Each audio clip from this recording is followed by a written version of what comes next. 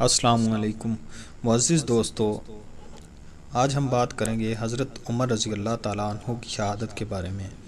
جب سیدنا عمر رضی اللہ تعالیٰ عنہ پر حملہ کیا گیا تو ان کے لیے دودھ لایا گیا۔ جیسے ہی آپ نے دودھ پیا تو وہ آپ کی پسلیوں کے زخم سے بہہ نکلا۔ طبیب نے آپ سے کہا، اے امیر المومنین، وصیت فرما دیں، آپ زیادہ دیر زندہ نہیں رہ سکیں گے۔ تو انہوں نے اپنے بیٹے عبداللہ کو بلایا اور کہا کہ حذیفہ بن الجمان کو میرے پاس بلاؤ۔ حذیفہ بن الجمان حاضر ہو گئے۔ یہ وہ صحابی ہیں جنہیں نبی کریم صلی اللہ علیہ وآلہ وسلم نے منافقین کے ناموں کی فہرست عطا کی تھی، اور ان کے ناموں کے بارے میں اللہ پاک اور اس کے رسول صلی اللہ علیہ وآلہ وسلم اور حذیفہ بن الجمان کے علاوہ کوئی بھی نہیں جانتا تھا۔ حضرت عمر نے پوچھا، جب کہ خون ان کی پسلیوں سے بہہ رہا تھا، کہ اے حذیفہ بن الجمان، میں آپ کو اللہ کی قسم دے کر کہتا ہوں، کیا اللہ کے رسول نے میرا نام منافقین کے ناموں میں لیا ہے یا نہیں؟ یہ سن کر حذیفہ بن الجمان کی آنکھوں سے آنسو جاری ہو گئے اور فرمایا، یہ میرے پاس رسول اللہ صلی اللہ علیہ وآلہ وسلم کا راز ہے جو کسی کو نہیں بتا سکتا۔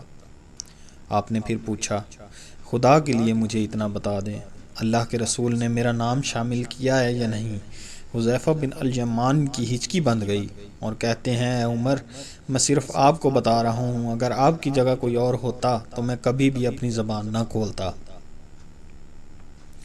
اور وہ بھی صرف اتنا بتاتا ہوں کہ رسول اللہ صلی اللہ علیہ وسلم نے اس میں آپ کا نام شامل نہیں کیا۔ حضرت عمر نے اپنے بیٹے عبداللہ سے کہا، دنیا میں میرے لیے ایک چیز باقی رہ گئی ہے۔ حضرت عبداللہ نے پوچھا، وہ کیا ہے ابا جان؟ حضرت عمر نے فرمایا، بیٹا، میں جوار رسول میں دفن ہونا چاہتا ہوں، لہٰذا ام المومنین حضرت عائشہ کے پاس جاؤ، ان سے یہ مت کہنا کہ امیر المومنین عمر، بلکہ کہنا کہ آپ عمر کو اپنے ساتھیوں کے قدموں میں دفن ہونے کی اجازت دیتی ہیں، کیونکہ آپ اس گھر کی مالکن ہیں۔ تو ام المومنین نے جواب دیا کہ یہ جگہ تو میں نے اپنے لیے تیار رکھی تھی، لیکن آج میں اسے عمر کے لیے ترک کرتی ہوں۔ عبداللہ ابن عمر شاداں فرحان واپس آئے اور عرض کی، اجازت مل گئی ہے۔ عبداللہ ابن عمر نے دیکھا کہ حضرت عمر کا رخسار مٹی پر پڑا ہے تو انہوں نے آپ کا چہرہ اٹھا کر اپنی گود میں لے لیا۔ حضرت عمر نے اپنے بیٹے کی طرف دیکھا اور فرمایا کہ کیوں تم میرا چہرہ مٹی سے بچانا چاہتے ہو؟ عبداللہ ابن عمر نے کہا، ابا جان، لیکن حضرت عمر نے بات کاٹتے ہوئے فرمایا کہ اپنے باپ کا چہرہ مٹی سے لگنے دو، بربادی ہے عمر کے لیے اگر کل اللہ پاک نے اسے نہ بخشا۔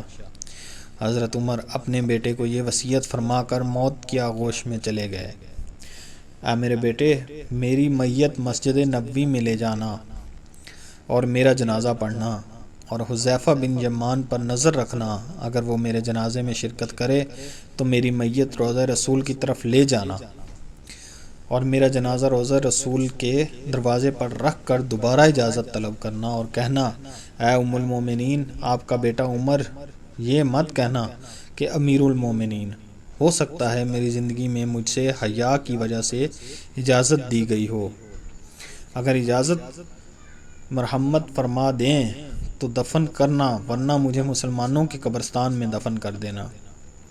عبداللہ ابن عمر کی نظریں حذیفہ بن الجمان پر تھیں۔ وہ کہتے ہیں کہ میں حذیفہ بن الجمان کو ابا جان کی نماز جنازہ پر دیکھ کر بہت خوش ہوا، اور ہم جنازہ لے کر روضہ رسول کی طرف چلے گئے۔ دروازے پر کھڑے ہو کر میں نے کہا، اے ہماری ماں، آپ کا بیٹا عمر دروازے پر ہے، کیا آپ تدفین کی اجازت دیتی ہیں؟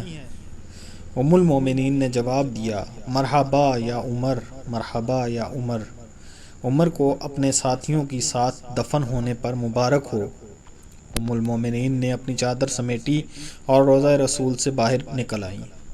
اللہ پاک راضی ہو، حضرت عمر سے زمین کا چپا چپا جن کے عدل کی گواہی دیتا ہے، جن کی موت سے اسلام یتیم ہو گیا، جن کو اللہ کے رسول نے زندگی میں جنت کی خوشخبری دی ہو، پھر بھی اللہ کے سامنے حساب دہی سے اتنا خوف ہمارا کیا بنے گا؟